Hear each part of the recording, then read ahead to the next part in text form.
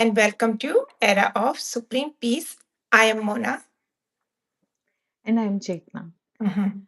So today episode asks a question that has in echoed through every age. So what happens when an age end, right? But Bapuji takes that question somewhere most of us have never been asked to look. Mm. Not just at Earth, at the galaxy, at the universe, at the multiverse level itself. Yeah. And here is what makes today different, Chetna ji. We are not going to talk about fear. We are going to talk about transition. What is Hmm. actually happening? Why this particular Kaliyuga, the Iron Age, is unlike any before it? And what his soul can do about it right now. So take a breath and let's begin. Mhm. So the question is why this Kali Yuga, or we can say the Iron Age, is different. Chetna ji, let's start with the claim itself. Bapuji Dashrathbhai Patel says this Iron Age is special, Yeah, not just another turn of the wheel. But what does he mean by that? yeah.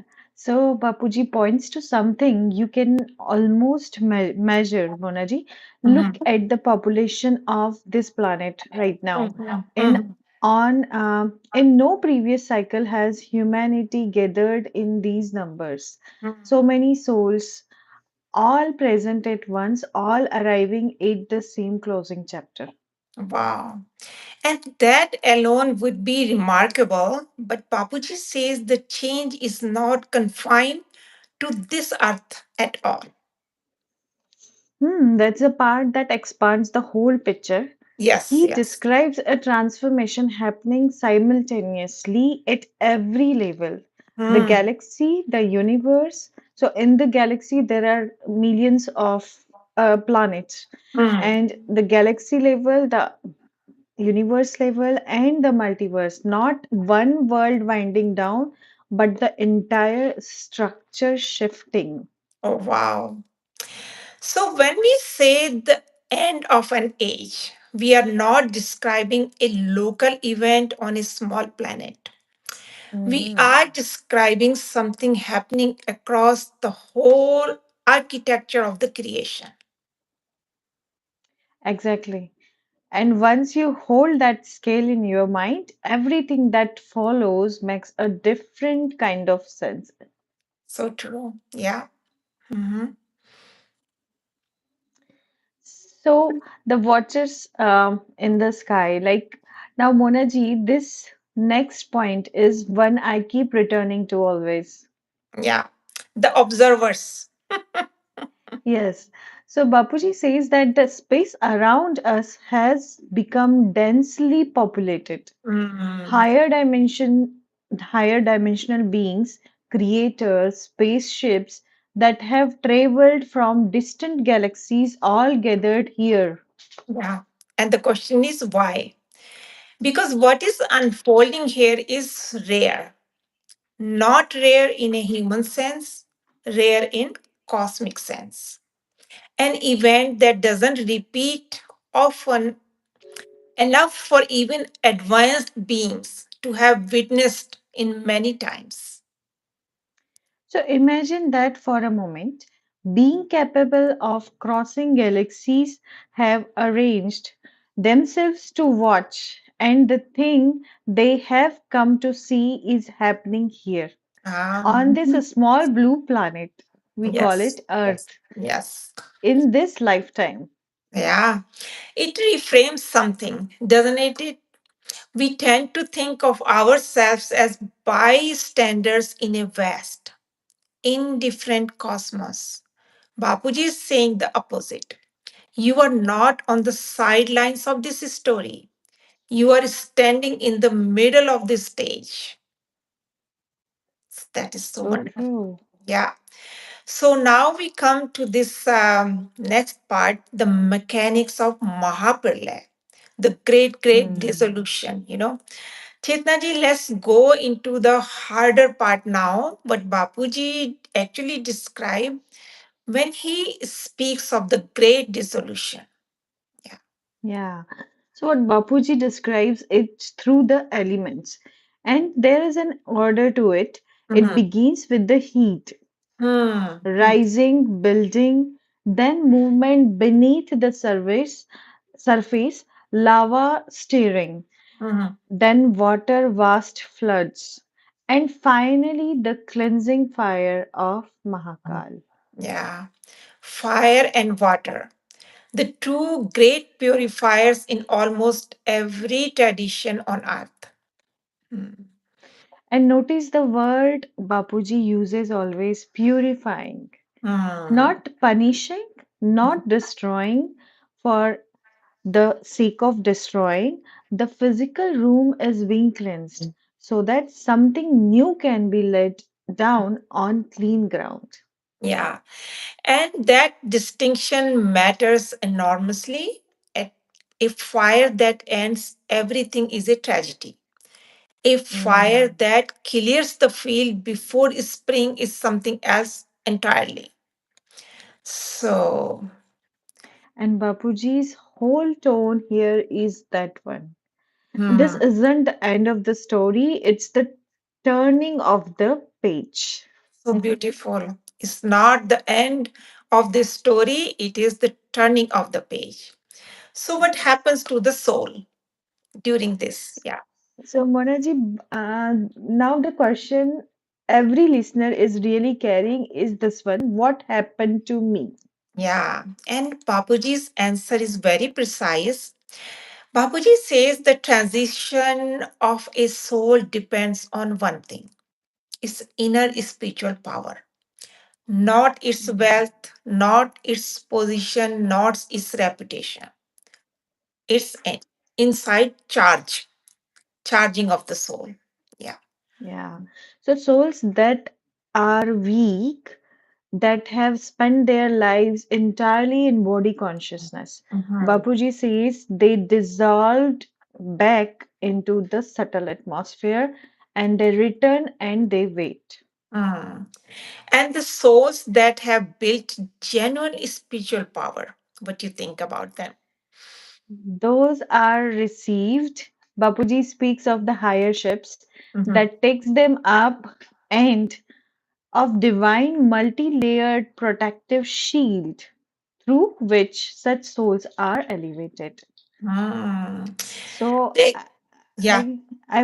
I wanted to remind that in one of the podcasts we have explained that what Bapuji has shared that a sphere, a circle around everyone who is following Bapuji Mhm. teachings, like who is following and means Mhm. implementing, that Mhm. will be given for the protection of Yes. the from this fire. So just Yes. wanted, we'll find out the link and then put it in the description. So Yes. that will help. Yeah, so true. There is something so clarifying about that, Chetnaji, because it means nothing external decides this for you. No one is Mm, selecting names from a list. It is simply a question of what you have actually built inside yourself. And only you know the honest answer to that. honestly. So true, Monaji. And that's not the threat. That's the most empowering thing in the entire teaching. It Yes. means the outcome is still in your hand today and right now. Hmm. So Bapuji says, turn your home into a lighthouse, which brings us, Mm, Chetnaji, to what I think is the most beautiful part of this whole discourse. yes. Hmm. Lighthouse. Yes, yes, because after all this cosmic scale, galaxies, shapes, dissolution, Bapuji brings it right back to something extraordinary, intimate, your home. Mhm. Hmm. He says, through deep soul awareness, through meditation, through connecting with the Supreme Father, Almighty Authority, the Father of the vast creation, not a Mhm. small one, not the Mm. creator of this solar system, not galaxy, not universe, not multiverse, even beyond, the creator of beyond multiverse. A person builds the supreme spiritual power within themselves if the one Yes, connect with that higher authority, that supreme father. so true. And that power doesn't stay contained, it radiates. Bapuji says such Mhm. souls turn their homes into spiritual lighthouses, sending out vibrations of supreme peace. So, And here is what moves me most is that those vibrations are not for you alone. Bapuji says they help guide and liberate the distressed souls during the transition. Souls you may never meet. So hmm. profound. Yeah, a lighthouse doesn't chase ships, does it? It doesn't argue with the storm. It simply stands where it is and shines. And any vessel Wow. within range finds its way. So beautiful. So make your house a Wonderful. lighthouse. Yes. By spreading the And supreme that's peace vibrations. Yeah. supreme peace. Yes. And every Saturday, everybody who follows Bapuji's teaching try to spread vibration personally and collectively. So if Yes. you want to be part of it, you can comment in the comment box. We Yeah. will help you or we will take you in that group where we are spreading the vibration together. Yes. Yes. So Yeah. that's the whole instruction in one image. You don't Mm. have to travel anywhere. You don't have to convince anyone. You have to become a luminous where you already stand. Ah, you have to become luminous where you already stand. Wonderful. So, Chetna ji, what is the one thought staying with you today?